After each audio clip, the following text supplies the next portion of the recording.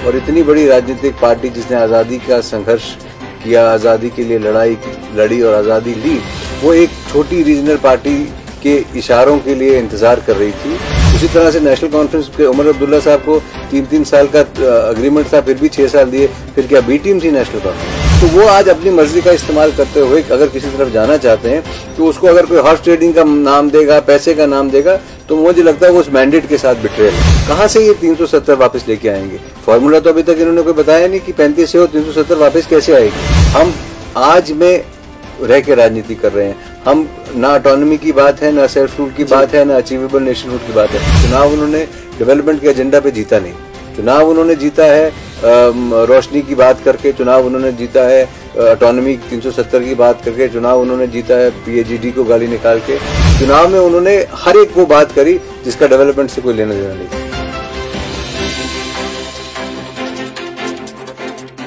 नमस्कार, आप देख रहे हैं डॉन टू डस्क चैनल। मैं हूं शुभम लंगे। फ्रेंड्स, आज हमारे बीच में जो पर्सनालिटी मौजूद हैं, मैं अगर उनकी बात करूं, वो जिस पार्टी से ताल्लुक़ रखते हैं वो हाल ही में काफ़ी चर्चित भी रही और उसकी फॉर्मेशन भी हाल ही में हुई। मैं बात कर रहा हूं विक्रम मल्होत्रा जी की, जो अपनी पार्टी से हैं और जनरल सेक्रेटरी हैं JNK अपनी पार्टी से। सर, आपका बहुत स्वागत है। धन्यवाद सर। हाल ही में DDC के चुनाव जो हुए उसके इलेक्शंस के बाद रिजल्ट्स हमारे सामने हैं। सर, मैं आपसे जानना चाहता हूं कि आपके फादर साहब अगर बात करें, वो भी राजनीतिक गलिहारों में उन्होंने काफ़ी अच्छा नाम कमाया, वो कांग्रेस पार्टी से MLC भी रहे, और उसके बाद आपकी बात करें, आप भी कांग्रेस में गए रहे और इलेक्शंस में भी गए, आप उसमें पार्टिसिपेट किया। सर, अब आप अपनी पार्टी में एज ए जनरल सेक्रेटरी हैं। सर, मैं आपसे जानना चाहता हूँ कि ये सफ़र उस पार्टी से इस पार्टी में कैसा रहा और कैसे आना हुआ है? सर देखिए लंगे जी, जब राजनीति एक एवोल्यूशन का प्रोसेस है जिसमें बदलाव आते हैं, स्थिरता नहीं होती। जम्मू कश्मीर के परिप्रेक्ष्य में अगर हम देखें तो जिस तरह की चैलेंजेस और अपॉर्चुनिटीज़ राजनीति में हमारे सामने रखती है, तो मुझे लगता है किसी भी राजनीतिक कार्यकर्ता के लिए उस समय पे एक अनुकूल और कदम जो हैं वो उठाने की कोशिश करता है। और हमारा जो राजनीतिक सफ़र, जैसे आपने कहा, मेरा तो कांग्रेस पार्टी से शुरू हुआ और कांग्रेस पार्टी से मेरे पिताजी भी पूरे जीवन भर जुड़े रहे, आज भी जुड़े हैं जी। और वो MLC भी रहे, उन्होंने इलेक्शन भी लड़ी और वो पदों पे भी रहे और चेयरमैन लेजिस्लेटिव काउंसिल भी रहे। और उसके बाद मुझे भी पार्टी की सेवा करने का मौका मिला और अलग अलग पदों पे मुझे काम करने का मौका मिला। नेशनल लेवल पे ऑल इंडिया यूथ कांग्रेस में काम करने का मौका मिला, ऑल इंडिया यूथ कांग्रेस के फॉरेन अफेयर्स सेल को हेड करने का मौका मिला, विदेश जाके कांग्रेस की प्रचार प्रसार करने का मौका मिला। और कांग्रेस पार्टी ने इस देश को बहुत कुछ दिया, पर दुर्भाग्यवश पिछले कुछ समय से कुछ ऐसी परिस्थितियां बन के हमारे सामने आई थी, और स्पेशली जब 370 की एब्रोगेशन हुई और 35A को हटाया गया, उसके बाद से एक निरंतर प्रयास रहा कुछ लोगों द्वारा पार्टी में जो सोच रखते थे आगे जाने की और पार्टी को खड़ा करने की, कि पार्टी को एक स्टैंड लेके आगे चलना चाहिए। पर दुर्भाग्यवश जो स्टेट की हमारी लीडरशिप थी और कुछ के लीडर्स जो थे वो फॉलो करना चाहते थे रीजनल पार्टीज़ को, और वो इंतज़ार कर रहे थे कि कब नेशनल कॉन्फ्रेंस के दरवाजे खुलेंगे, फारूक साहब और उमर साहब बाहर आएंगे और वो बात बताएंगे, रास्ता दिखाएंगे। और इतनी बड़ी राजनीतिक पार्टी जिसने आज़ादी का संघर्ष किया, आज़ादी के लिए लड़ी और आज़ादी ली, वो एक छोटी रीजनल पार्टी के इशारों के लिए इंतज़ार कर रही थी। और हमारा ये मानना था कि हमको अपने पाँव पे खड़ा होके, क्योंकि जो आधार था जम्मू कश्मीर में कांग्रेस का, वो सबसे ज़्यादा जम्मू में था। जम्मू की जो सीटें आती थी वो उसी से सरकारें बनती रही हैं, और दुर्भाग्यवश जो फोकस रहा वो हमेशा वैली पे रहा। तो हमारा ये था कि एक बैलेंस स्ट्राइक होना चाहिए, जहां जम्मू का हक मिलना चाहिए। हम किसी का हक नहीं चाहते, पर अपना हक छोड़ेंगे भी नहीं। तो जम्मू की बात, जहां तक बराबरी की बात, जम्मू के हिस्से की बात है। और अगर आज एक राजनीतिक दल होने के नाते लोग ये चाहते हैं कि हमारी बात कोई करे, हमारे दुख तकलीफ की बात करे, 35 से 370 तो सुप्रीम कोर्ट में मामला है, उसका फैसला वहाँ से आना है। पर जो लोगों की बातें हैं, जो आपने लोगों की समस्याओं को भी अगर आप छोड़ देंगे कि जब तक 35A का और 370 वापस नहीं आएगा, तो वो राजनीति हम करना नहीं चाहते थे। इसीलिए एक विकल्प जब निकल के सामने आया और अल्ताफ बुखारी साहब ने एक सोच जो एक राष्ट्रहित में सोच थी कि जिस वक्त तमाम राजनीतिक दल जो हैं वो एक स्टैंड लिए हुए थे और अगेंस्ट द करंट जाके हमने एक बात रखी कि नहीं, अगर 35 से 370 का विषय चर्चा कोर्ट में है, ऑनरेबल सुप्रीम कोर्ट में। देखिए, आज अगर 370 और 35 पे कोई फैसला लेना, उसके लिए दो ही कॉम्पिटेंट अथॉरिटीज है, या तो ऑनरेबल सुप्रीम कोर्ट है या parliament of India. Parliament of India का फैसला हमारे सामने है, सुप्रीम कोर्ट के फैसले का सबको इंतजार है। पर उसके चलते कि स्टेट को रोक दिया जाए, स्टेट के कामकाज को रोक दिया जाए, लोगों के वेलफेयर की बात को रोक दिया जाए, बेरोजगारी बढ़ती जाए, उसकी रोजगार की चिंता न की जाए और केवल इसी बात को दोहराया जाए बार बार, तो उस एक सोच से निकल के एक जब नई सोच हमने देखी कि जो आगे चलने की सोच है, जो डेवलपमेंट की बात होती है, जो रेस्टोरेशन ऑफ स्टेटहुड की बात करने के लिए तैयार हैं, तो तभी हमने जम्मू कश्मीर अपनी पार्टी का एज फाउंडर मेंबर्स दामन थामा था। सर, बात आपकी पार्टी की करते हैं, अपनी पार्टी की, और जब उसकी फॉर्मेशन हुई तब भी ये क्यास लोगों की तरफ से, अदर पॉलिटिकल पार्टीज की तरफ से लगाए जा रहे थे, और डीडीसी के चुनावों के बाद भी जब रिजल्ट सामने आए उसके बाद भी अदर पॉलिटिकल पार्टीज का ये साफ तौर पे कहना था कि अपनी पार्टी जो है वो बीजेपी का पार्ट 2 पार्टी है। सर, इस पे आपका क्या कहना है? देखिए, कहने को कोई भी कुछ कह सकता है, ये यहाँ डेमोक्रेसी है, हर आदमी को हक है अपनी बात कहने का, पर किसी तरह से भी साबित आज तक नहीं हो पाया कि जम्मू कश्मीर अपनी पार्टी बीजेपी की बी टीम है। लोगों ने कोशिश करी, जब हमारी पार्टी की फॉर्मेशन हुई तब भी कहा गया, हम मिलने गए थे देश के प्रधानमंत्री को, हमें बुलाया था देश के गृह मंत्री ने, वो बीजेपी के प्रधानमंत्री नहीं है, देश के गृह मंत्री नहीं है। वो एक नई सोच के साथ जो लोग आए थे उनसे चर्चा करना चाहते थे कि कैसे जम्मू कश्मीर को इस जो हालात बने हैं उसमें से निकाला जाए, तो तब भी कहा गया। उसके बाद चुनाव आए तो उन्होंने कहा कि भाई ये तो सरकार बनने जा रही है, अब तो अल्ताफ बुखारी साहब चीफ मिनिस्टर बन रहे हैं, तो भी वो भी गलत साबित हुआ। फिर डीडीसी के चुनाव आ गए तो इन्होंने कहा कि ये तो मिलकर लड़ेंगे, हमने बीजेपी के खिलाफ चुनाव लड़ा। उसके बाद इन्होंने कहा कि नहीं, इसके बाद ये इकट्ठा हो जाएंगे, वो भी नहीं हुआ। यही जैसे आप अभी कह रहे हैं, ये कहने की मकसद ये है कि जो भी नेशनल यूनियन गवर्नमेंट होती है, जो केंद्र में सरकार होती है, उसके साथ ही तो बात होगी। अगर नेशनल कॉन्फ्रेंस ने इतने साल कांग्रेस के साथ सरकारें बनाई और बिगाड़ी, पीडीपी के साथ बनी, तो उस वक्त कांग्रेस ने जब आज़ाद साहब के साथ, मुफ्ती साहब को समर्थन दिया था, कम सीटें होने के बावजूद, पीडीपी की बी टीम थी कांग्रेस की। उसी तरह से नेशनल कॉन्फ्रेंस के उमर अब्दुल्ला साहब को 3-3 साल का अग्रीमेंट था, फिर भी 6 साल दिए, फिर क्या बी टीम थी नेशनल कॉन्फ्रेंस। ये जो जिस तरह की राजनीतिक परिस्थितियां निकल के सामने आती हैं और जो केंद्र में शासन कर रहे होते हैं राजनीतिक दल, उनके साथ चर्चा वार्तालाप तो चलती है, और उस पे जो आगे का रास्ता निकलना है वो केंद्र सरकार और राज्य सरकार की या राज्य की जो राजनीतिक दल है उनकी सहमति से बन के निकलना है। तो इसमें ये इल्ज़ाम मुझे लगता है बेबुनियाद है, क्योंकि हम एक ऐसी बात अगेंस्ट द करंट में दोबारा बोलूँगा, एक वो सोच लेके आए थे और पहली दफ़ा 4 महीने, 8 मार्च को तो पार्टी बनी, 5-6 महीने उसके बाद लॉकडाउन रहा, तो केवल 3 महीने की पार्टी आज 12-15 डीडीसी की सीटें जीत के आती है, कई सारी सीटों पे नंबर 2 पे रहती है। तो ये एक बड़ी राजनीतिक उपलब्धि है अपने आप में हमारे लिए। जैसा कि अभी आपने कहा कि ये जो लगाए गए आरोप हमारे पे ये बेबुनियाद हैं, इनका कोई हमारे से ताल्लुक नहीं है, लेकिन अभी जो न्यूज़ की अगर बात करें या जिन लोगों की जो राजनीतिक रोटियां सेकते हैं लोग बैठकर, उनका साफ तौर पे ये कहना है कि बीजेपी ग्रुप और अल्ताफ बुखारी ग्रुप जो हैं, ये दोनों मिलकर जो हैं वो कहीं न कहीं डिस्ट्रिक्ट ऐसी हैं जहाँ पे चेयरमैन फॉर्मेशन की तैयारी में है और कोलिशन में आने की तैयारी में। इस पे सर आप क्या कहेंगे? देखिए, राजनीति में राजनीतिक खेल ही संभवताओं का है।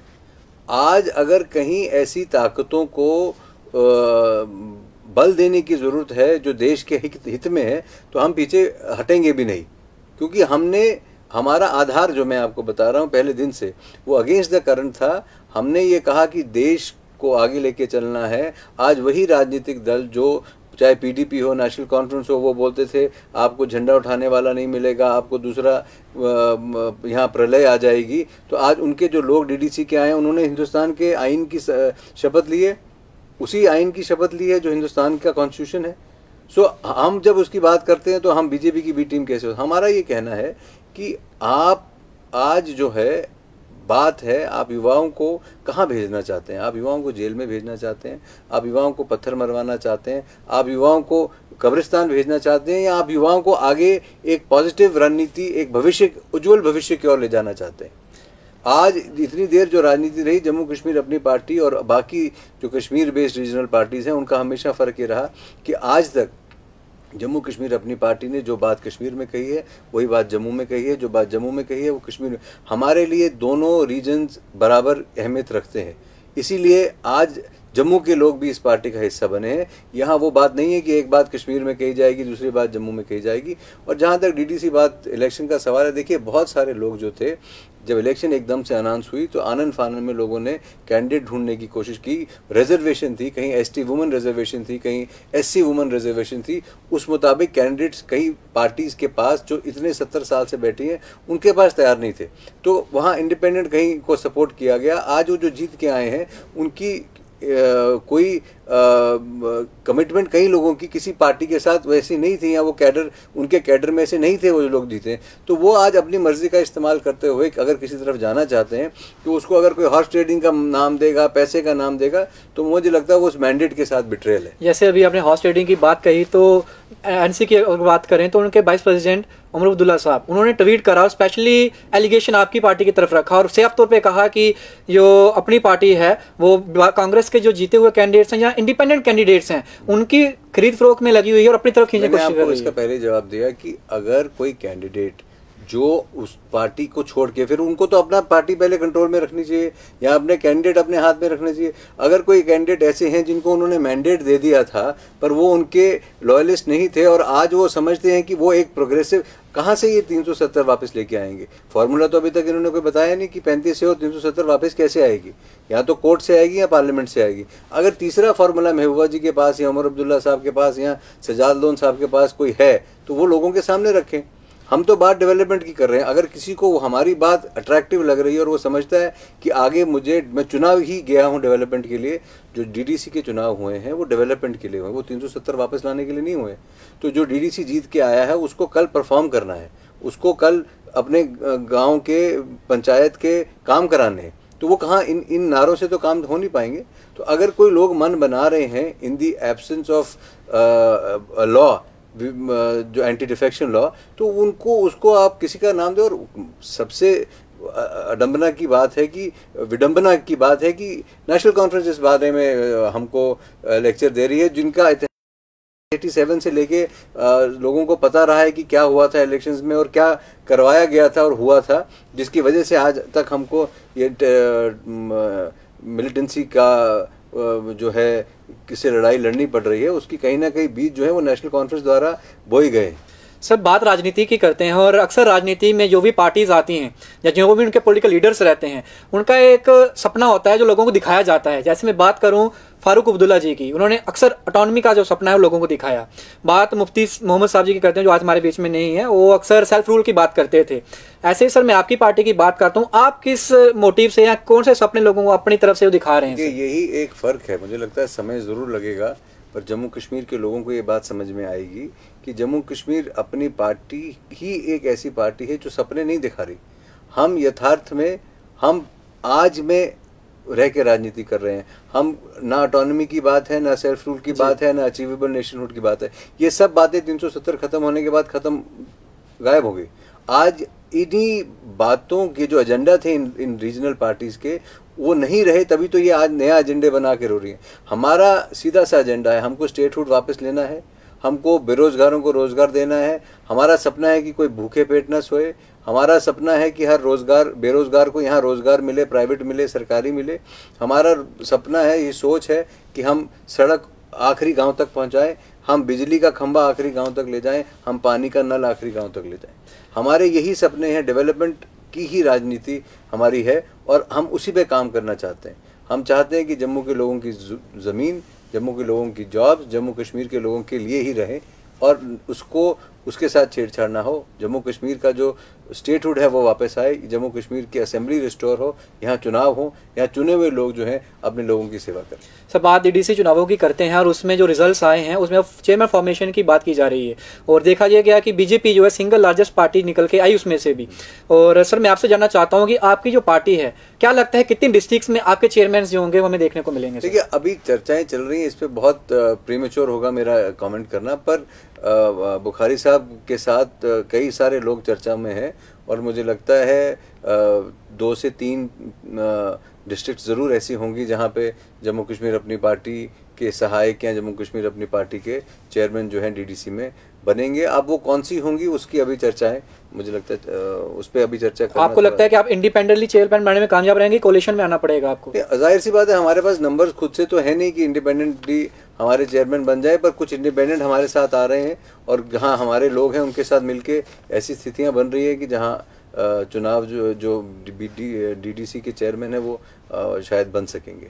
सर जम्मू की अगर बात करें, जम्मू रीजन की बात करें, तो कश्मीर में आपकी पार्टी का काफ़ी अच्छा प्रदर्शन भी रहा। सर जम्मू में आपकी पार्टी के आगे की क्या रणनीति रहेगी और किस तरीके से आप जम्मू को देख रहे हैं? देखिए, जम्मू में इन चुनावों के माध्यम से ये हुआ कि जम्मू के हर गाँव में, जम्मू प्रोविंस के हर गांव में जम्मू कश्मीर अपनी पार्टी का झंडा, जम्मू कश्मीर अपनी पार्टी का नाम, क्योंकि हमको समय नहीं मिला था, तो आज एक चर्चा में है अपनी पार्टी। 4 महीने पुरानी पार्टी है, आज वो चर्चा में है और आज लोग उसकी बात कर रहे हैं, लोग उम्मीद के साथ देख रहे हैं और हर रीजन से लोग हमारे साथ जुड़ रहे हैं। आप देखेंगे आने वाले दिनों में बहुत सारे लोग कहीं रामनगर से, कहीं रियासी से, कहीं उधमपुर से, कहीं कठुआ से लोग आना चाह रहे हैं, क्योंकि लोगों को अब एक ऑल्टरनेटिव नज़र आ रहा है और लोगों को ये भी नज़र आ रहा है कि 70 साल जो राजनीति हमारे साथ हुई और कहीं ना कहीं भारतीय जनता पार्टी का भी, देखिए भारतीय जनता पार्टी ने हमेशा, अब ये बहुत बड़ा चैलेंज रहेगा कि डीडीसी में जो लोग उनके जीत के आए हैं वो किस तरह से डेवलपमेंट के एजेंडा को आगे लेते हैं, क्योंकि चुनाव उन्होंने डेवलपमेंट के एजेंडा पे जीता नहीं।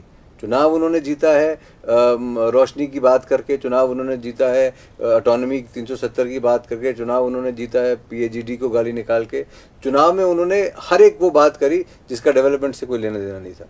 तो मुझे लगता है आने वाले दिनों में उन लोगों को जिन लोगों ने वोट किया है भारतीय जनता पार्टी के लिए और इस एजेंडा से, क्योंकि ये चुनाव चाहे केवल, मैं आपको गर्व से ये बात कह सकता हूँ, केवल जम्मू कश्मीर अपनी पार्टी ही एक ऐसी पार्टी थी जिसने जो चुनाव है, जो हमारे कैंडिडेट्स ने बात करी, वो चुनाव में डीडीसी के चुनाव में डेवलपमेंट की बात करी। बाकी सब पार्टियों ने एक दूसरे के खिलाफ सेंटिमेंट को भड़काने की बात करके चुनाव लड़ा है और कहीं ना कहीं अब उन लोगों को दिक्कत आएगी जब उनको ग्राउंड पे डेवलपमेंट जो है वो करनी पड़ेगी। आने वाले दिन इंटरेस्टिंग होंगे देखने में कि किस तरह इनको एम्पावर करती है सेंटर, ये जो डीडीसीज बने हैं इनको फाइनेंशियल एम्पावरमेंट कैसी होती है, फंड्स एलोकेशन क्या होता है और किस तरह से ये लोगों के बीच में काम करते हैं। जहाँ तक हमारा ताल्लुक है, हम अपनी बेस बढ़ाने के लिए गांव-गांव तक जाएंगे, हर डिस्ट्रिक्ट में जाएंगे और लोगों को अपना एजेंडे से अवगत कराएंगे। सर आखिर में आपसे मैं एक चीज़ जानना चाहता हूँ और ये ट्रेंड बन चुका है पॉलिटिक्स की, अगर मैं बात करूँ तो अक्सर जो इंसान जिस पार्टी में होता है उसको छोड़कर जब उसको कहीं अच्छा अपना दिखता है कैरियर, वो उस तरफ जाता है। जैसे मैं बात करूँ, आप ही की पार्टी के एक नेता हैं मनजीत सिंह जी, जब वो पार्टी में फॉर्मर मिनिस्टर भी हैं, वो जब वो जीते तो बीएसपी से जीते, उसके बाद वो पीडीपी में जाते हैं, वहाँ पे वो मिनिस्टर, उसके बाद वो कांग्रेस में जाते हैं, देन अभी वो आपकी पार्टी में। सर इस चीज़ को आप किस नज़र से देखते हैं और क्या आने वाले समय में हमें विक्रम मल्होत्रा जी भी किसी और पार्टी में देखने को मिल सकते हैं? नहीं, देखिए मैंने आपसे शुरू में कहा पॉलिटिक्स इज़ अबाउट एवोल्यूशन, और जहाँ तक आपने व्यक्तिगत मंजीत जी की बात करी, मुझे लगता है किसी एक शो पे मंजीत जी आपके ज़रूर आएंगे और आप ये सवाल उनसे करेंगे तो वो बेहतर जवाब दे पाएंगे। पर जहाँ तक मैं समझता हूँ कि उनका जो एकमात्र सोच थी वो, आप पॉलिटिक्स में कहीं ना कहीं लोगों के हम लोगों के नुमाइंदे होते हैं और लोगों की जो उम्मीदें हमसे होती हैं वो पूरी करने के लिए आप राजनीति में आते हैं। आपका अपना करियर का स्वार्थ और सोच भी होती है, पर साथ साथ लोगों का जो उम्मीदें आपसे होती हैं उसको भी कहीं ना कहीं आपको ध्यान में रखना पड़ता है। और अगर आपको ये नज़र में आए कि मेरे लोगों का हित इसमें है कि मैं एक ऐसे राजनीतिक दल से जुड़ूं जहां पे मेरे लोगों के और काम हो सके, मैं उनकी और सेवा कर सकूं, मैं अपनी जो जिन लोगों ने मुझे जिताया है मैं उनके साथ चल सकूं, शायद उस सोच को लेके मंजीत जी ने उस समय पे वो फैसला लिया था, क्योंकि बीएसपी की तो सरकार थी नहीं। अगर उनको एक अपॉर्चुनिटी मिली सरकार में आके, मुझे लगता है वो और ज़्यादा लोगों की मदद कर पाए, ग्रामीण इलाका है वहाँ मदद कर पाए। इसी तरह से देखिए हमारा, और ये रोज़ रोज़ आप अपनी विचारधारा को बदल नहीं सकते, ये एक विचारधारा डेवलपमेंट की विचारधारा थी, ये जम्मू की बराबरी की विचारधारा थी और कांग्रेस पार्टी से हमारे रास्ते अलग करने में के लिए कि ये नहीं था कि यहाँ पावर मिलने वाली थी, यहाँ सरकार बन गई थी, यहाँ सरकार में कुछ ओहदा तो मिल रहा था तो हम गए। ये एक संघर्ष है, एक नई पार्टी को बनाना, आगे चलाना, ये एक लंबा संघर्ष है। हाँ, जहाँ तक बात है हमारे हित की बात रहेगी, हमारा हित यानी जम्मू के हित की बात होगी। ये आज तक जम्मू के हित की बात, जिस रीजन से आप हो, जो आपकी मातृभूमि है, जहाँ से आप उपजे हो, अगर वहाँ की बात ना हो और वहाँ पे आपको लगे कि आपकी अनदेखी की जा रही है, तो वहाँ आवाज़ उठानी लाजमी है। पर मैं आपसे बिल्कुल विश्वास के साथ कह सकता हूँ कि अल्ताफ बुखारी साहब के नेतृत्व में जम्मू कश्मीर अपनी पार्टी एक ऑल्टरनेटिव बन के सामने आएगी और लोगों को महसूस होगा कि ये जो राजनीतिक दल है यहाँ, जो सोच है वो लोगों की जो है वो प्रायोरिटी है, लोग हमारे लिए प्रायोरिटी है, लोगों का भविष्य हमारे लिए प्रायोरिटी है। शुक्रिया सर, आपने अपना समय हमें दिया। तो ये थे हमारे बीच में विक्रम मल्होत्रा जी, जिन्होंने अपनी जो भी सवाल इनसे किए कि चाहे वो राजनीति डीडीसी इलेक्शंस को लिए हों या उनकी पार्टी जो आने वाला फ्यूचर जहाँ जिसमें ये हैं अभी उसका किस तरीके से वर्किंग, उसका एजेंडा, वो सब पे इन्होंने खूब भी अपनी राय हमारे बीच में रखी। तो ये आज की खास मुलाकात इन्हीं के साथ ही। फिर मिलेंगे एक नई शख्सियत और एक नई पर्सनैलिटी के साथ। तब तक के लिए मुझे दीजिए इजाज़त। धन्यवाद।